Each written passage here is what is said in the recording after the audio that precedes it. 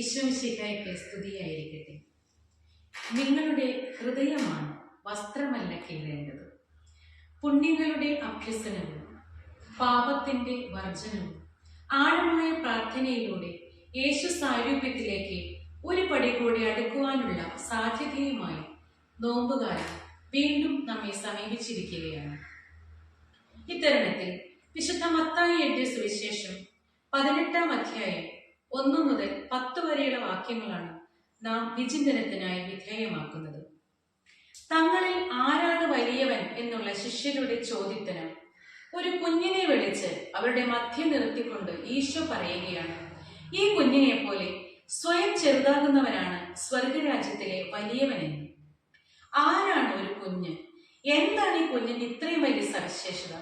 നമുക്കൊക്കെ അറിയാം, ഒരു കുഞ്ഞ് അതിന് തികഞ്ഞ ബോധ്യമുണ്ട്. അതിനെ കൊണ്ട് സ്വയമായി എഴുന്നേൽക്കാനോ നിൽക്കാനോ നടക്കാനോ എന്തെങ്കിലും കാര്യങ്ങൾ ചെയ്യാനോ സാധ്യമല്ല എന്ന്.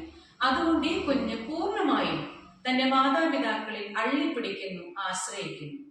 പ്രിയപ്പെട്ടവരെ, ചിലപ്പോഴെങ്കിലും നമ്മുടെ ജീവിതത്തിന്റെ നേട്ടങ്ങളുടെയും അധ്വാന ഫലങ്ങളുടെയും ഒക്കെ മുൻപിൽ നിന്ന് നാം അഹങ്കരിച്ചു പോകാറില്ലേ? എന്റെ സ്വന്തം നേട്ടം കൊണ്ട് ഞാൻ ഉണ്ടാക്കിയതില്ലേ ഇതെല്ലാം എന്ന്. ദൈവം തന്ന ജീവിതം, ദൈവം തന്ന കഴിവ്, ദൈവം തന്ന സാധ്യതകൾ എന്നുള്ള കാര്യം മറന്നു പോകുമ്പോൾ വചനം നമ്മെ ഓർമ്മിപ്പിക്കുകയാണ്, എല്ലാം ദാനമായിരിക്കെ ദാനമല്ല എന്ന മട്ടിൽ നീ എന്തിന് അഹങ്കരിക്കുന്നു?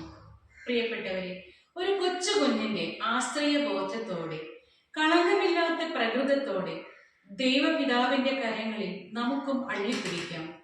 നമ്മുടെ കൈകൾ ചേർത്ത് പിടിക്കാൻ ആഗ്രഹിക്കുന്ന ആ സ്വർഗീയ പിതാവിന്റെ കരങ്ങളിലേക്ക് നമ്മുടെ കൈകൾ വച്ചുകൊടുത്തുകൊണ്ട് നമ്മുടെ ഓരോ ശുശ്രൂഷകളിലേക്കും ജീവിതത്തിന്റെ ഓരോ അനുഭവങ്ങളിലേക്കും നമ്മുടെ സ്വർഗീയ പിതാവിനെ നമുക്ക് ക്ഷണിക്കാം.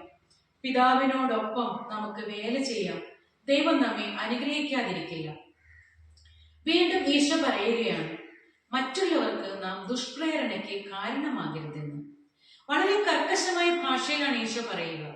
നമ്മുടെ ഏത് അവയവമാണോ ദുഷ്പ്രേരണയ്ക്ക് കാരണമാകുന്നത്, ആ അവയവം വിച്ഛേദിക്കുക എന്ന്. പ്രിയപ്പെട്ടവരെ, ഒരു ദിവസം പ്രഭാതം മുതൽ രാത്രിയുടെ യാമം വരെയും നമ്മൾ എന്തുമാത്രം ആളുകളുമായിട്ട് ഇടപഴകുന്നു, എന്തുമാത്രം കാര്യങ്ങൾ സംസാരിക്കുന്നു, എന്തെല്ലാം കാര്യങ്ങൾ ചെയ്യുന്നു.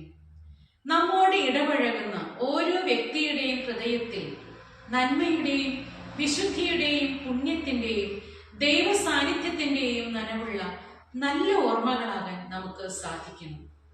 ഏതെങ്കിലും തരത്തിലുള്ള ദുഷ്പ്രേരണ നമ്മുടെ സംസാരത്തിലൂടെയോ പെരുമാറ്റത്തിലൂടെയോ വസ്ത്രധാരണ രീതിയിലൂടെയോ നമ്മുടെ ഏതെങ്കിലും പ്രവൃത്തിയിലൂടെയോ സാന്നിധ്യത്തിലൂടെയോ ഒക്കെ അവരിൽ പാപഹേതുവാകുന്ന വിധത്തിലാകുന്നെങ്കിൽ ദൈവത്തിന്റെ വചനം നമുക്ക് ഓർക്കാം, ദുഷ്പ്രേരണയ്ക്ക് ഇട നൽകരുത്. കാരണം നമ്മുടെ കൂടെയുള്ള എല്ലാ സഹോദരങ്ങളെയും ബഹുമാനിക്കുമ്പോൾ, അവരോട് ആദരവ് പുലർത്തുമ്പോൾ, അവരോട് വിശുദ്ധിയോടെ പെരുമാറുമ്പോൾ ദൈവത്തിന്റെ സ്നേഹവും ദൈവത്തിന്റെ നന്മയും മറ്റുള്ളവരിലേക്ക് പകരാൻ നമുക്ക് സാധിക്കും.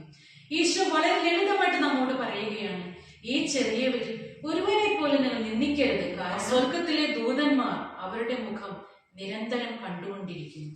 പ്രിയപ്പെട്ടവരെ, നോമ്പുകാലത്തിലേക്ക് പ്രവേശിച്ചിരിക്കുമ്പോൾ നമുക്ക് നമ്മെ തന്നെ ഒന്നുകൂടി വിശുദ്ധീകരിക്കാം. നമ്മുടെ വാക്കും നമ്മുടെ ചെയ്തിയും നമ്മുടെ പ്രവർത്തനങ്ങളും കളങ്കമില്ലാത്തതാകട്ടെ, ദൈവസ്നേഹത്താൽ നിറഞ്ഞതാകട്ടെ. നല്ലൊരു നോമ്പുകാലം നിങ്ങൾക്ക് ആശംസിക്കുന്നു.